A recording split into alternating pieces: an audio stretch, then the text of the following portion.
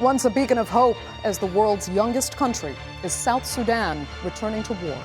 The arrest of Vice President Riek Machar for attempting to incite rebellion has left a crucial power-sharing agreement in tatters. Already suffering one of the world's worst food crises with millions displaced, can South Sudan withstand another descent into conflict? I'm Andrea Sankey, and today's Newsmaker is South Sudan.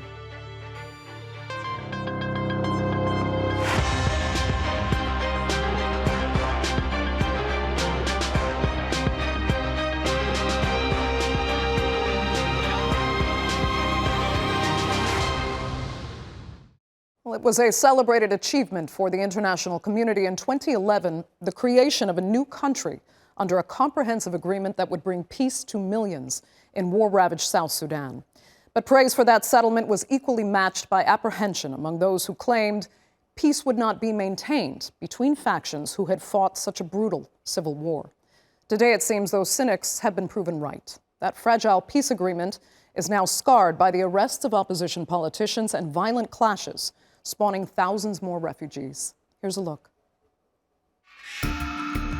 In late March, South Sudan's long-standing Vice President Riek Machar was suddenly placed under house arrest, accused by his political rival, President Salva Kiir, of inciting rebellion after a militia loyal to Machar, known as the White Army, launched attacks against the military. His arrest now threatens to dismantle the hard-won stability promised by a peace agreement reached in 2018.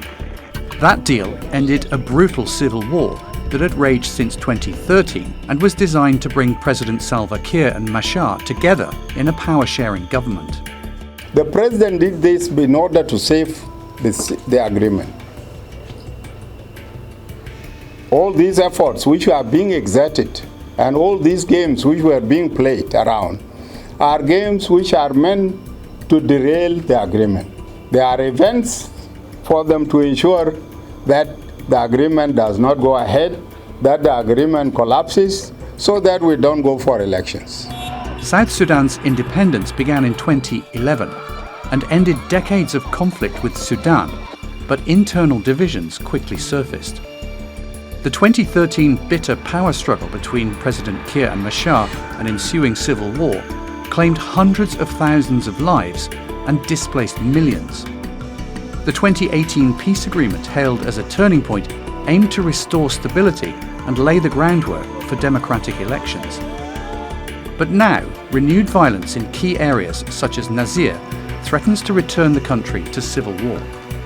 People like Joseph Latio have known nothing but strife, and their plea for unity reflects a deep yearning for peace. This war isn't helping us at all. We've been in conflict for so long, raised in it, and yet nothing good has come of it.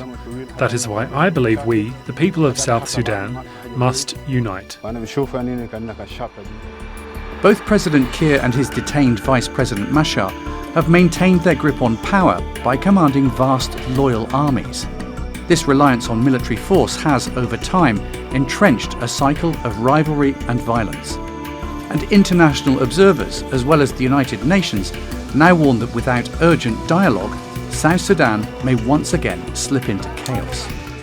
All the dark clouds of a perfect storm have descended upon the people of the world's newest country and one of the poorest. A security emergency with intensifying clashes, aerial bombing of civilians, including women and children, the presence of external forces, and an ever-growing regional dimension to the conflict.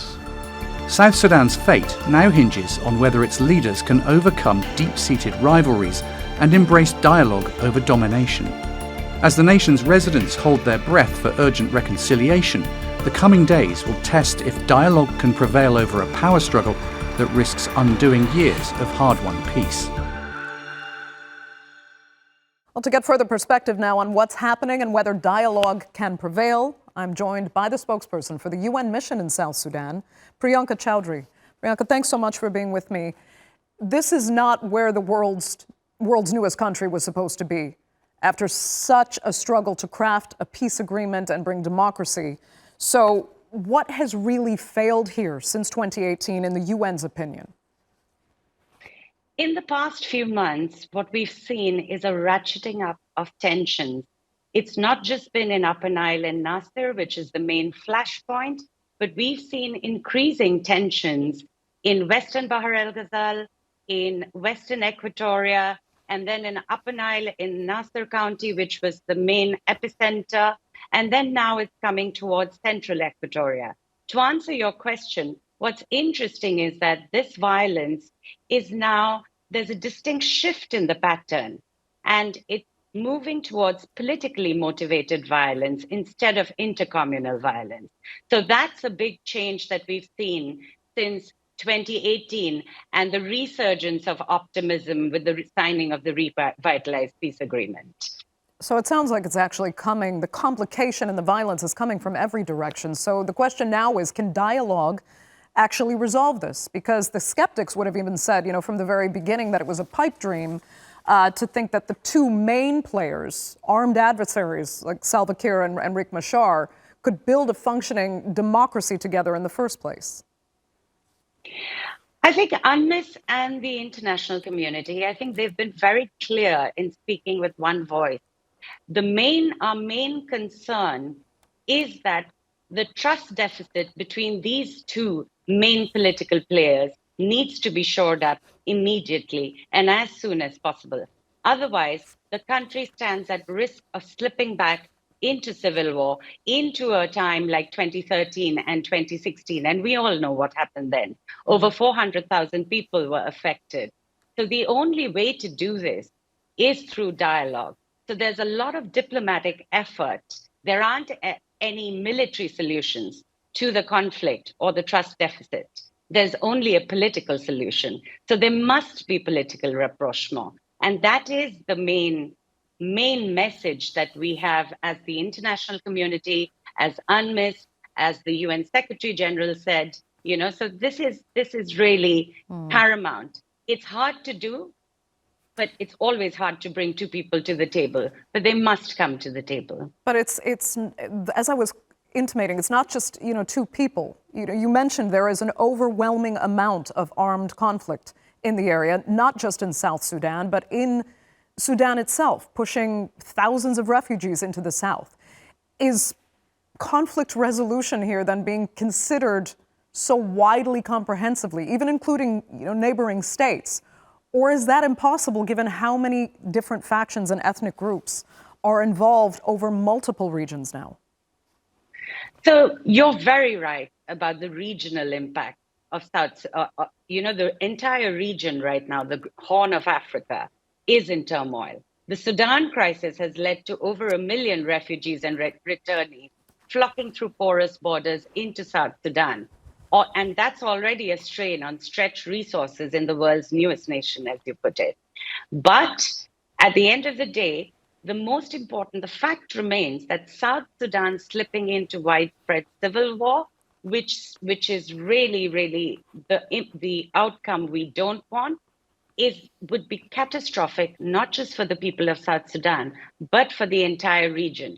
So every effort is being made. There's the African Union making efforts. They've just sent a high-level delegation, which they call the Panel of the Wise. They're on the ground today in the country.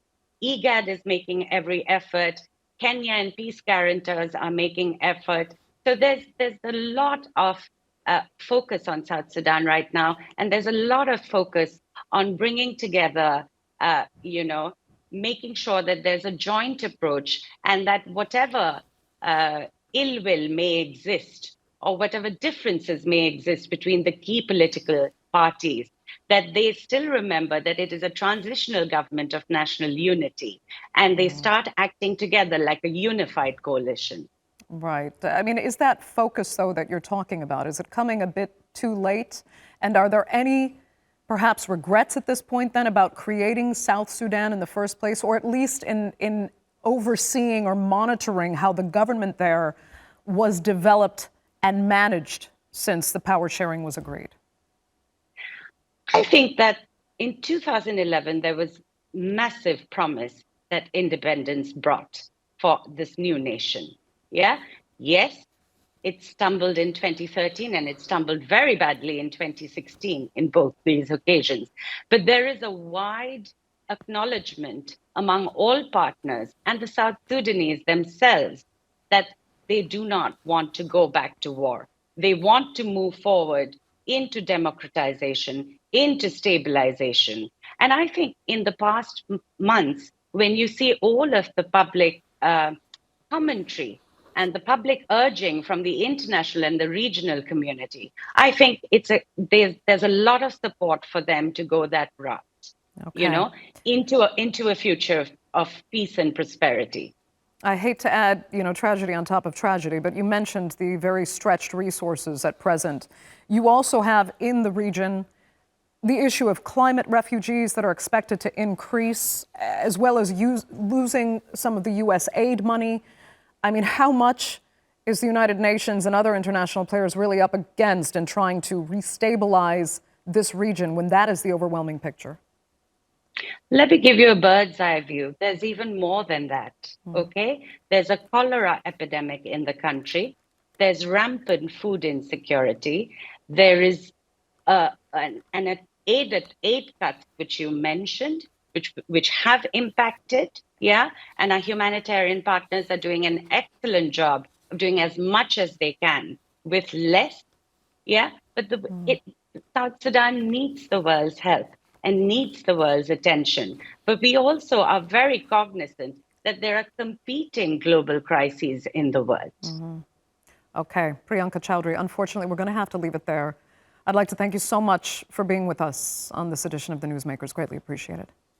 Let's broaden out the discussion now, and joining me from Juba, senior member of the Sudan's People Liberation Movement, Stephen Dao Ayik. From Nairobi, senior analyst for South Sudan at the International Crisis Group, Daniel Akech. And from Sioux Falls, South Dakota, former South Sudanese government official, Goy Joyol Yol. Goy, you know what? I'll start with you because you have said South Sudan is on the brink of war. So tell me from your stance, what is the primary sign now that civil war is inevitable? Thank you very much, Adrian.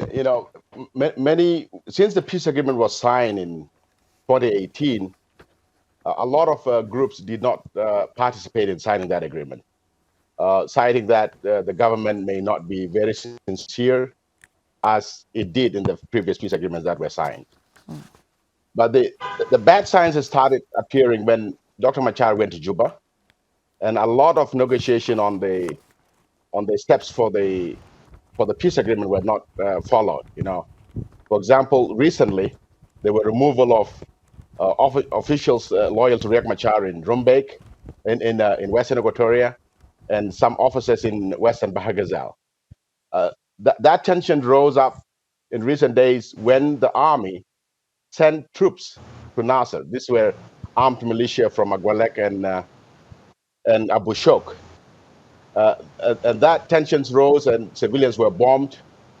And that underscores the lack of cooperation between the two higher up, the president and his vice president.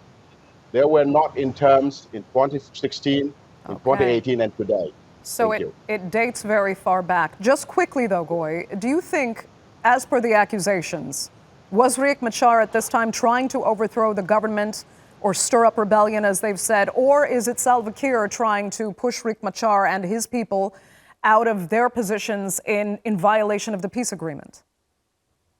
There are so many indications showing that the president was trying to consolidate his power base, by violating the agreement. There is a presidency of 4 or 5 vice president that's supposed to discuss issues of governance in South Sudan. President Salva at this time chose to use Nasser incident as a pretext of change of guard, trying to kill the agreement in its totality. Okay, let me ask Stephen if you think that's a fair analysis. First of all, let me to thank you and appreciate the opportunity to discuss the state affairs of South Sudan. And I want to greet my two brothers, Daniel Akech and Goy Joyol. Our President Riek Machar has been on record that is not going to take the country back to war. The current crisis that was actually created by our partners, the SPLM, SPLA, IO, when the government decided to answer to the call population and community in Nasir County to replace engines, the SSPDF, who have overstayed in the area for almost more than around 10 years. Okay. Because these people, government decided to replace politically and for the intention, we do not know the reason, because our partners, the SPLM, IO under Dr. Riek Machar, is treating that area of northern eastern of South Sudan, area of Nasir, as a closed zone for its own governance. It has been. Okay, let me ask, I'd like to go to Daniel. We're having some issues with your audio, unfortunately. So let me ask Daniel, as the analyst here, what you make of both opinions from our other panelists. And I mean, you've also said that the situation is dire because of other actors involved. It's not just about Salva Kiir and Riek Machar. There are numerous other groups opposed to the government. Yeah, thank you. Yes, this is actually true. There is this new flare-ups that we have seen is starting in Nasir, in Upper Nile, and has been actually mushrooming to other areas. Unity State is another state. The violence has occurred there, and then near Juba in Central Equatorial States. It is the violence between Machar and Kiir. Is not actually true. It's there are lots of other actors that were generated by the civil war that lasted for 5 years, and then during the slow implementation of the peace agreements, other actors opposed to the government had also emerged. Even the local militia groups that are engaging with the government in Upper Nile regions are not necessarily always under the flag of Machar. Some of them are actually under the flags of their communities. So what we are seeing now is sort of like a violence that is engulfing multiple actors. There are also slow burning violence that has been simmering across other states in South Sudan, which could also be picking up pace as we speak. So the actors are multiples, which will make it very complex. And this will also lead to sort of like decentralizations of the violence. What we could see, which will be different from the previous civil war, is it's not going to be just between two people or between two rivaling ethnic groups. It's going to be leading in multiple directions, which will make it difficult to put back together because South Sudan is not in a good state to actually experience this kind of decentralized violence at this point. Okay, you say it would make it difficult to put it back together. I mean, was there a way to have made it work in the first place? I mean, Goy was saying that these issues date back a decade or more. Was something missed? Could this have been crafted better by the international community, especially when the first agreements were being drafted, to make South Sudan peaceful, or was it a pipe dream? The agreement itself, some people had criticized the agreement for its length. It was too long or too complex to be implemented properly. But that's not really what had gone wrong. What had gone wrong is the lack of political will to implement the agreements. This agreement was signed in 2018. And its implementation is started 2 years later because of these critical issues that divides the parties, the security arrangements, which literally means that the military power sharing arrangements among the parties that signed the agreements. So that has been always a sticky point. And so the agreement itself has not been the problem. The problems are the actors who had not sat down and tried to implement the agreement. 6 years of the agreements and only 10% of that of its provisions had been implemented. So that actually shows that there was no political will to actually see this agreement through. So that has been the biggest challenge that we have seen so far. Okay. Goy, it looked like you agreed there. And now, given that, plus the food crisis, plus the climate crisis, plus more armed conflict spawning more refugees, can South Sudan really survive this? What will be left if peace returns? Unfortunately, you have asked a very good question. We have internal and external problems now besieging South Sudan. One of the most issues internally is the hunger, the poverty that is striking everybody. You heard it from UN. About 80% depend on UN aid. The military, South Sudanese military, have not had salaries for a year. Even if you piece everything together, if they negotiate and everything comes together, I think there's too much divide to bring a country together easily. It needs a lot of national effort and international effort to bring South Sudan to where it was during independence of 2011.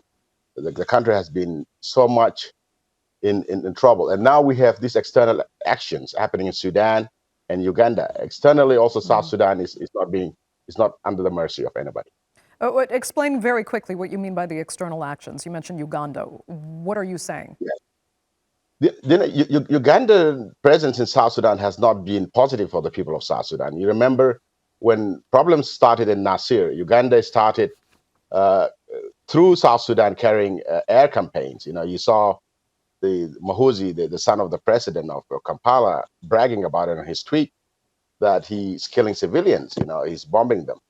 And that issue has really polarized South Sudan. South Sudanese felt like South Sudan is not their country. How would you bring a foreigner to just bomb civilians?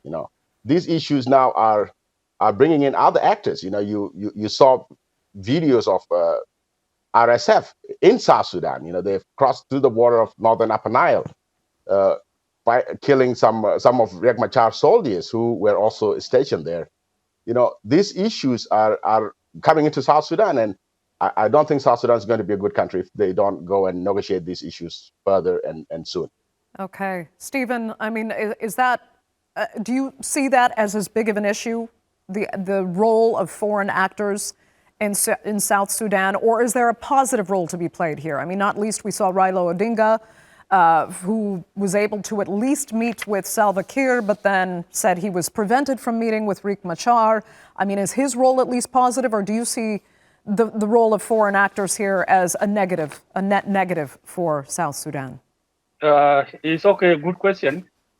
And we acknowledge that we are not an island, South Sudan. We are a member of the international community, a member of the African Union, EAC, and IGAD.